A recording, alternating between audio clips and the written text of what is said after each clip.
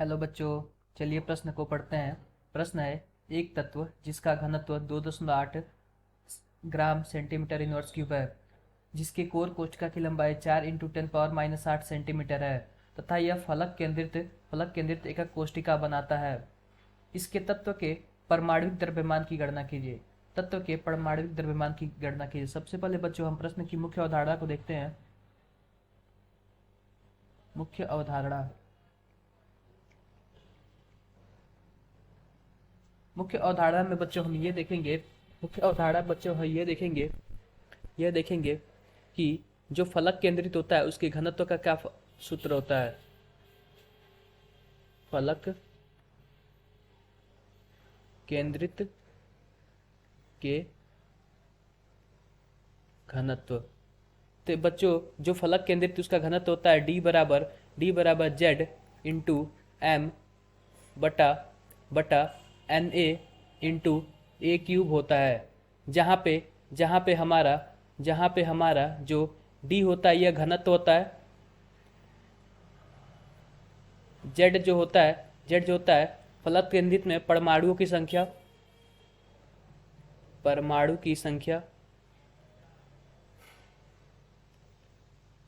M होता है हमारा परमाणविक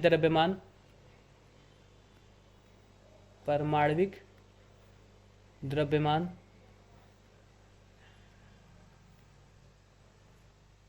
Na जो होता है वो हमारा अवोगैड्रो नंबर होता है, अवोगैड्रो संख्या। और A जो होता है कोशिका कोर की लंबाई होती है, कोशिका कोर की लंबाई होती है। तो बच्चों हमें ज्ञात क्या करना है? हमें ज्ञात करना परमाणविक द्रव्यमान ज्ञात करना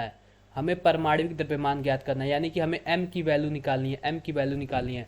आओ बच्चों प्रश्न को हल करते हैं। तो जो फलक केंद्रित को एफसीसी भी बोलते हैं। एफसीसी के लिए जो z का जो मान होता है वो होता है 4 होता है।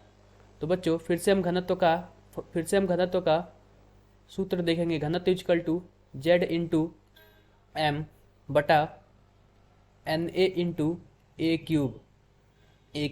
तो हमारा जो घनत्व दिया हुआ था वो दिया हुआ था 2.8 बराबर Z का मान 4, M का मान हमें ज्ञात करना है। Na का जो मान होता है अवोगैड्रो नंबर का होता है 6.022 इंटू 10⁻23 और A का जो मान होता है A का मान जो दिया हुआ था 4 इंटू 10⁻⁸ सेंटीमीटर क्यूब। तो बच्चों अगर हम यहाँ से m का मान निकाले तो कुछ इस प्रकार होगा। 2.8 इंटू 6.022 इंटू 10⁻23 इंटू 4 इंटू 10⁻⁸ का क्यूब बटा में हमारा 4 आ जाएगा। अगर हम इसको हल करते हैं तो जो m का मान आता है 26.97, यानी कि ये लगभग 27 के बराबर है। तो जो हमारा परमाणु द्रव्यमान होगा 27 ग्राम बटा मोल होगा। तो बच्चों आशा करते हैं आपको मुख्य अवधारणा के आधार पर प्रश्न समझ आया होगा। धन्यवाद।